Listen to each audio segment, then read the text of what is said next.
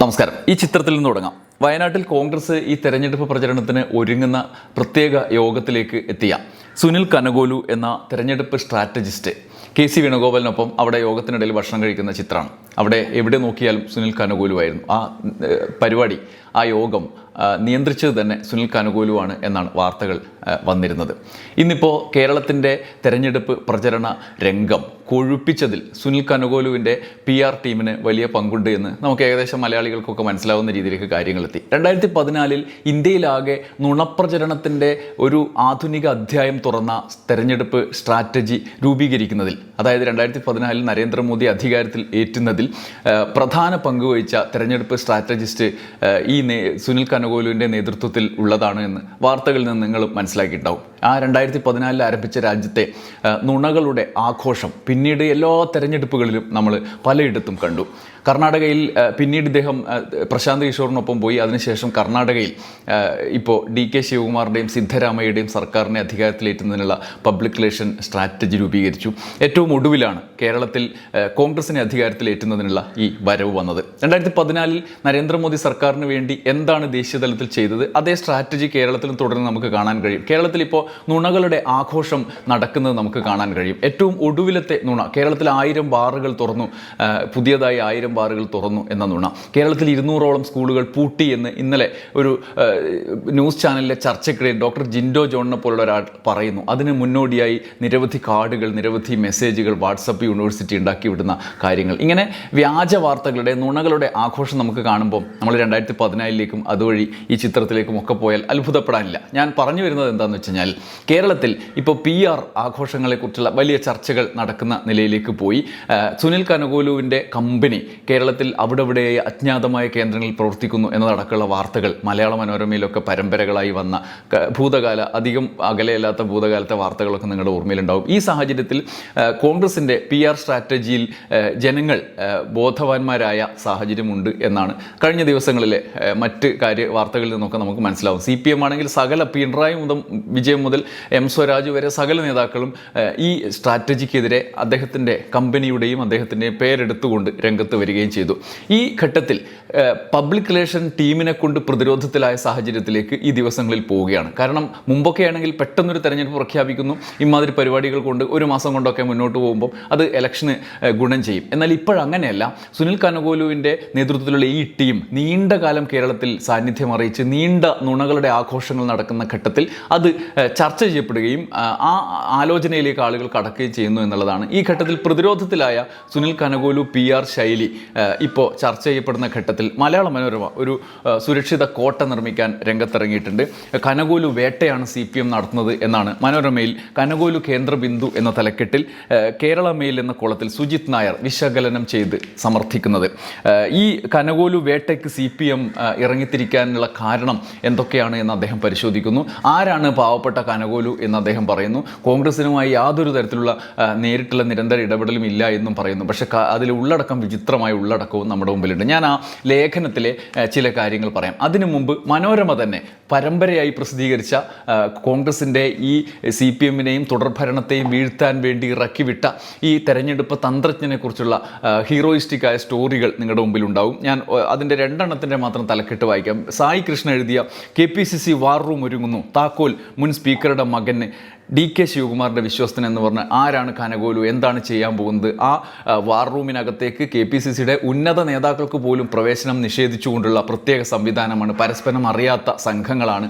ആരെങ്കിലും എവിടെന്നെങ്കിലുമൊക്കെ പലവിധ വാർത്തകൾ പടച്ചുവിടും. അങ്ങനെ പല രീതിയിലുള്ള വാർത്തകൾ പിന്നീട് വരുന്നത് നമ്മൾ കണ്ടു. രണ്ടാമത്തെ ഒരു വാർത്ത, ആരാണ് കനകോലു? വെറും പൊളിറ്റിക്കൽ കൺസൾട്ടൻ്റ് അല്ല, ആർക്കും പിടിതരാത്ത കനകോലു എന്നുള്ള വാർത്തയും നമ്മുടെ മുമ്പിലേക്ക് മനോരമ വഴി തന്നെ വന്നു. ഏറ്റവും ഒടുവിൽ ആണ് കോൺഗ്രസിനെ പോലും പ്രതിരോധത്തിലാക്കുന്ന രീതിയിലേക്ക് ഈ വ്യാജ വാർത്തകളുടെ പ്രചരണം ഉണ്ടായത്. അത്തരത്തിലുള്ള വാർത്തകൾ ക്യാപ്സൂളുകളായി എത്തിക്കുകയും ചാനലുകളും പത്രങ്ങളും അതെല്ലാം അടിച്ചുവിടുകയും അത് പിന്നീട് സോഷ്യൽ മീഡിയയിൽ തന്നെ തകർന്നു വീഴുകയും ഒക്കെ ചെയ്യുന്നുണ്ട്. ആദ്യഘട്ടത്തിൽ പക്ഷേ വലിയ തോതിൽ CPMഉം LDFും കാര്യമായി പ്രതിരോധത്തിലായി. ഇപ്പോഴും കേരളത്തിൽ ഭരണവിരുദ്ധ വികാരം എന്ന മട്ടിൽ ആഘോഷിക്കപ്പെടുന്ന ഈ വൈകാരിക അവസ്ഥയ്ക്ക് കാരണമായത് ഈ തരത്തിലുള്ള പ്രചരണങ്ങളാണ്. അതിൽ CPM ഇപ്പോൾ ഏറ്റവും ഇന്നലെ MP രാജേഷ് പറഞ്ഞ പോലെ ഇങ്ങനെ വരുമ്പോൾ നമ്മൾ എന്ത് ചെയ്യും എന്ന മട്ടിലേക്ക് അവരെ എത്തിച്ചതും ആ സാഹചര്യമാണ്. പക്ഷേ അപ്പോഴും ഈ പരിപാടി, ഈ പദ്ധതി ചർച്ച ചെയ്യപ്പെടുന്നു എന്നുള്ളതാണ് ഇപ്പോൾ മനോരമയിലൂടെ ഈ പ്രതിരോധത്തിലേക്ക് പോകുന്ന സാഹചര്യത്തിലേക്ക് എത്തുന്നതിന് കാരണമായത്. അതിൽ ചില പോയിന്റുകൾ, സുജിത് നായരുടെ ലേഖനത്തിലെ ചില പോയിന്റുകൾ, നേരത്തെ നമ്മൾ പറഞ്ഞ മനോരമയിൽ തന്നെ പ്രസിദ്ധീകരിച്ച 2 വാർത്തകൾ, ഞാൻ ഉദ്ധരിച്ച 2 വാർത്തകൾക്ക് വിരുദ്ധമായ പോയിന്റുകൾ എന്തൊക്കെയാണെന്ന് നോക്കാം. ഒന്നാമത്തേത്, ആരാണ് കനകോലു എന്നതാണ് ലേഖനത്തിൽ പ്രധാനമായി ചർച്ച ചെയ്യുന്നത്. ആമുഖമായി CPM നടത്തുന്ന കനകോലു വേട്ടയെക്കുറിച്ച് വലിയ ഒരു 1-2 പാരഗ്രാഫുണ്ട്. രണ്ടാമത്തേത്, ആരാണ് കനകോലു എന്നുള്ളതാണ്. എന്താണ് കോൺഗ്രസിൽ കനകോലുവിൻ്റെ യഥാർത്ഥ റോൾ എന്നതാണ് ഉയർന്നു വരുന്ന ചോദ്യം. ബെള്ളാരിയിൽ ജനിച്ച് ചെന്നൈയിൽ നിന്ന് ബിടെക്കും ന്യൂയോർക്കിൽ നിന്ന് MBAയും MS-ഉം നേടിയ സുനിൽ 2014 മോദി വിജയത്തിന് പിന്നാലെ പ്രശാന്ത് കിഷോർ ടീം അംഗം എന്ന നിലയിലാണ് ശ്രദ്ധയിൽ വരുന്നത്. കോൺഗ്രസിനെ സംബന്ധിച്ച് കനകോലു ഇപ്പോൾ പക്ഷേ തെരഞ്ഞെടുപ്പ് പ്രൊഫഷണൽ മാത്രമല്ല, AICC അംഗവും രാഹുൽ ഗാന്ധിയും പ്രിയങ്കയും അടങ്ങുന്ന ദേശീയ ടാസ്ക് ഫോഴ്സിൻ്റെ ഭാഗവും കർണാടക മുഖ്യമന്ത്രി സിദ്ധരാമയ്യയുടെ ക്യാബിനറ്റ് റാങ്കുള്ള ഉപദേഷ്ടാവുമാണ്. അതായത് ശമ്പളവും പൈസയൊക്കെ അവിടുത്തെ സർക്കാരിൻ്റെ പൈസയിൽ നിന്നാണ് പോകുന്നതെന്നാണ്. പിന്നീട് കേരളത്തിൽ ഈ കമ്പനിക്ക് വേണ്ടി 50 കോടിയുടെ കരാറാണ് കേരളത്തിലെ UDF നേതൃത്വം ഏർപ്പെട്ടത്. അങ്ങനെ ഒരു കരാറിലാണ് ഏർപ്പെട്ടത് എന്നൊക്കെ വാർത്തയും പിന്നാലെ വന്നിരുന്നത് നിങ്ങളുടെ ഓർമ്മയിലുണ്ടാവും. സുനിൽ എല്ലാ അർത്ഥത്തിലും കോൺഗ്രസിൻ്റെ ഭാഗമാണ്. അതുകൊണ്ട് അദ്ദേഹം പ്രതിഫലവും വാങ്ങുന്നില്ല. പാർട്ടിക്ക് ആവശ്യമായ ഇൻപുട്സ് അദ്ദേഹത്തിൻ്റെ ടീം നൽകുന്നു. സമാനമായ കാര്യങ്ങൾ മറ്റു പാർട്ടികളും ചെയ്യുന്നുണ്ട്.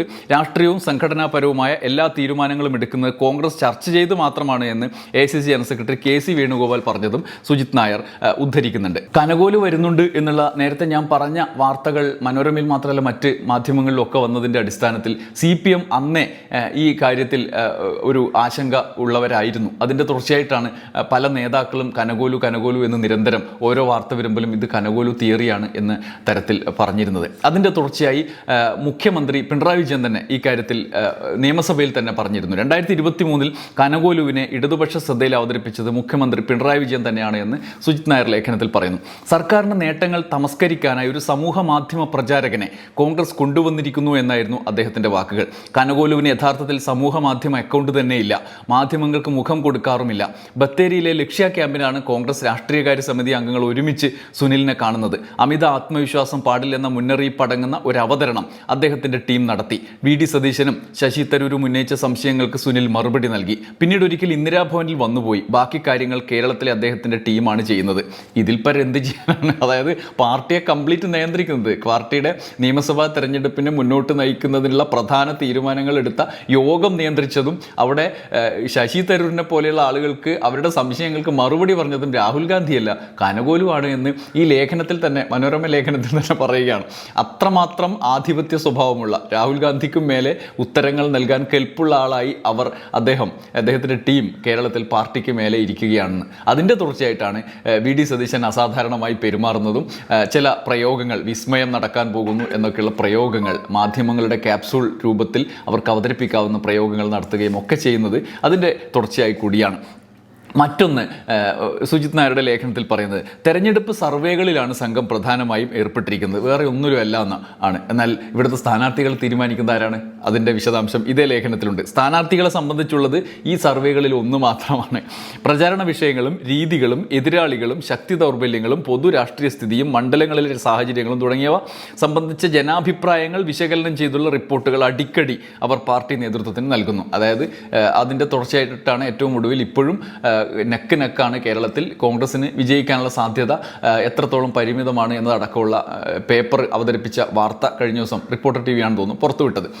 കടുത്ത മത്സരമാണ്, അധികാരത്തിലെത്തുക എന്നുള്ളത് എളുപ്പമല്ല എന്നുള്ളതടക്കമുള്ള, ക്രിസ്ത്യൻ വോട്ടും തിരുവിതാംകൂറിലെ ഹിന്ദു വോട്ടുകൾ അനുകൂലമാക്കണം എന്നതടക്കമുള്ള, അതൊന്നും അനുകൂലമല്ല എങ്കിലേ ഭരണത്തിലേറാൻ കഴിയുള്ളൂ എന്നുള്ള സർവേകളടക്കം വന്നത്. എന്തായാലും ജനാഭിപ്രായം അടിക്കടി റിപ്പോർട്ട് ചെയ്യുന്നുണ്ടെന്നാണ് ഈ ലേഖനത്തിൽ പറയുന്നത്.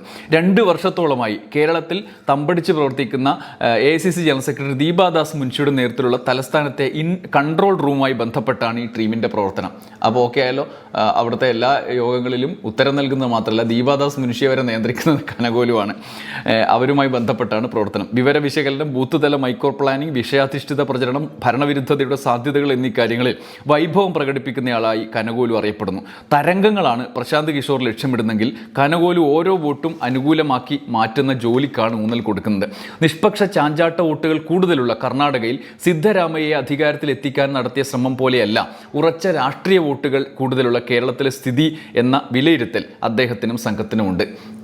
അതിൻ്റെ അടിസ്ഥാനത്തിലാണ്. അതായത് തരംഗങ്ങൾ ഉണ്ടാക്കുകയല്ല, ഓരോ വോട്ടിനെയും സ്വാധീനിക്കുക, ഓരോ സമൂഹത്തെ വേർതിരിച്ച്. ഇപ്പോൾ മുസ്ലിം സമൂഹത്തെ CPM-ൻ്റെ സാഹചര്യങ്ങൾക്ക് അനുകൂലമായി നിന്നിരുന്ന മുസ്ലിം സമൂഹത്തെ അവർക്കെതിരാക്കുന്ന വലിയൊരു സ്ട്രാറ്റജി കേരളത്തിൽ നടപ്പായി. അതായത് ഈഴവനായ മുഖ്യമന്ത്രിയെയും ഈഴവനായ വെള്ളാപ്പള്ളി നടേശനെയും ചേർത്ത് വെച്ചുകൊണ്ട് വെള്ളാപ്പള്ളിയുടെ പ്രയോഗങ്ങളെ മറ്റൊരു തരത്തിൽ ആഖ്യാനം ചെയ്തുകൊണ്ട് പിണറായിയാണ് ഇത് പറയിപ്പിക്കുന്നത് എന്നുള്ള ആഖ്യാനം കേരളം മുഴുവൻ ഉണ്ടാക്കി. അങ്ങനെ മുസ്ലിം ഈഴവ കോൺഫ്ലിക്റ്റ് കേരളത്തിൽ മാധ്യമങ്ങളിലൂടെ സൃഷ്ടിക്കും വിധത്തിലുള്ള മാധ്യമ ആഖ്യാനം നടത്തി.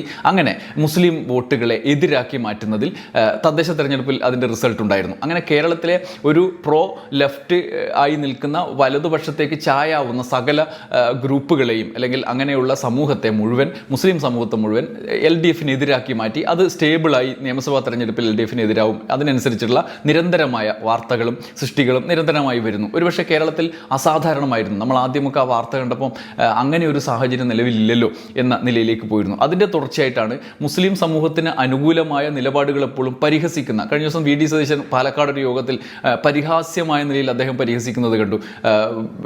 നമ്മുടെ ഇസ്രായേലിനെതിരായ മുഖ്യമന്ത്രിയുടെ നിലപാട്, ഗാസയ്ക്കൊപ്പമുള്ള നിലപാട്, പൗരത്വ രജിസ്റ്ററിനുള്ള നിലപാട്, ഇപ്പോൾ ഏറ്റവും ഒടുവിൽ വോട്ട് SIR-മായി ബന്ധപ്പെട്ട നിലപാടൊക്കെ പരിഹസിച്ചുകൊണ്ടാണ് സതീശൻ പറയുന്നത് ഇതൊക്കെ തട്ടിപ്പാണ് എന്ന് ആഖ്യാനം ചെയ്യുന്നതിനുള്ള അടിത്തറ ഒരുക്കുന്നതിൽ ഈ നിരന്തരമായ കനകോലു വാർത്തകൾ ഇടയാക്കി. അതിൻ്റെ ഏറ്റവും പ്രധാനപ്പെട്ട ഫ്ലോർ ഒരുക്കിയത് വെള്ളാപ്പള്ളിയെ ചേർത്ത് നിർത്തിക്കൊണ്ട് വെള്ളാപ്പള്ളി പറയുന്നതിനുള്ള മുഖ്യമന്ത്രിയാണ് ഉത്തരവാദി എന്നുള്ള ആഖ്യാനം സൃഷ്ടിച്ചുകൊണ്ടാണ്. അങ്ങനെ ഒരു ഈഴവ മുസ്ലിം കോൺഫ്ലിക്റ്റ് കേരള രാഷ്ട്രീയത്തിൽ സൃഷ്ടിക്കുകയും മുസ്ലിം വോട്ടുകളെ മാറ്റി നിർത്തുകയും ചെയ്യുന്നതിൽ വലിയ പങ്ക് വഹിച്ചിട്ടുണ്ട്. ഇങ്ങനെയാണ് ആഖ്യാനം ചെയ്യുന്നത്. കർണാടകയിൽ അല്ലെങ്കിൽ പ്രശാന്ത് കിഷോറിൻ്റെ ശൈലി അങ്ങനെ ആയിരുന്നില്ല എന്നാണ് ഇപ്പോൾ പറയുന്നത്.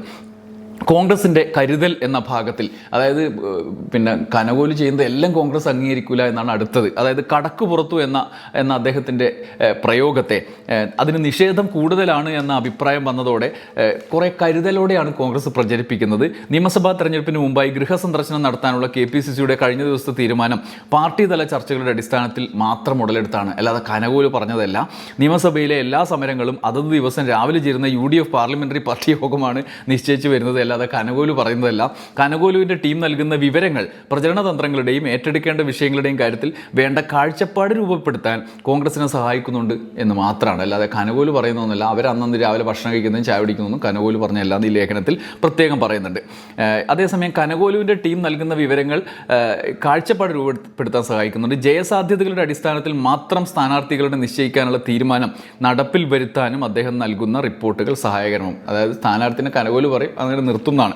കനകോലുവിൻ്റെ കേരള സംഘത്തിൽ മലയാളികളുണ്ട് എങ്കിലും എണ്ണം കുറവാണ് എന്നാണ്. അതായത് കനകോലു എവിടെയാണ് എപ്പോഴാണ് പ്രത്യക്ഷപ്പെടുക എന്ന് നമുക്കറിയില്ല. നൂറുകണക്കിന് ആളുകൾ മുഖ്യധാര മാധ്യമങ്ങളിലും മറ്റ് ഇടങ്ങളിലും പ്രവർത്തിക്കുന്ന, മാധ്യമ പ്രവർത്തനവുമായി കണക്റ്റഡായ നൂറുകണക്കിന് ആളുകൾ പ്രവർത്തിക്കുന്നു. അവർക്കെല്ലാം സാലറി നൽകുന്നു. അവർ പരസ്പരം 10-ൽ കൂടുതൽ ആളുകൾ പരസ്പരം അറിയാത്ത വിധം ഗ്രൂപ്പായി തിരിച്ച് പ്രവർത്തിക്കുന്നു. ഓരോ ദിവസവും പിറ്റേന്നാൾ മാധ്യമങ്ങളിൽ വരേണ്ട വാർത്തകൾ അതിൻ്റെ കൃത്യമായ രൂപത്തിലും ഭാവത്തിലും സൃഷ്ടിക്കുന്നു. തലക്കെട്ടും ബ്രേക്കിംഗ് ടെക്സ്റ്റുകളും അടക്കം നൽകി റിപ്പോർട്ടർമാർ വഴി ഇത് ഓപ്പറേറ്റ് ചെയ്യുന്നു. ഇതാണ് കേരളത്തിൽ ഇപ്പോൾ നടക്കുന്ന സ്ട്രാറ്റജി. ഇതിനെ മറികടക്കാൻ ഏത് ശക്തിക്ക് കഴിയും എന്ന് നമുക്ക് അതിശയമുണ്ടാവും. അതന്നെയാണ് സംഭവിച്ചത്. CPM-നോ LDF-നോ അവരുടെ ഏത് ഭരണ സംവിധാനം ഉപയോഗിച്ചാലും ഇതിനെ മറികടക്കുക എളുപ്പമല്ല. അതുകൊണ്ടാണ് CPM ഈ മട്ടിലേക്ക് പിന്നോട്ട് നടന്നു പോയത് എന്നുള്ള യാഥാർത്ഥ്യം നിൽക്കുന്നുണ്ട്. എങ്കിലും ഏറ്റവും ഒടുവിൽ വന്ന സാഹചര്യമാണ് ഇപ്പോൾ കനകോലുവിനെ പ്രതിരോധത്തിലാക്കുന്ന നിലയിലേക്ക്, കനകോലുവിന് വേണ്ടി സംസാരിക്കുന്ന നിലയിലേക്ക് ഇപ്പോൾ ഈ മനോരമ എഡിറ്റോറിയൽ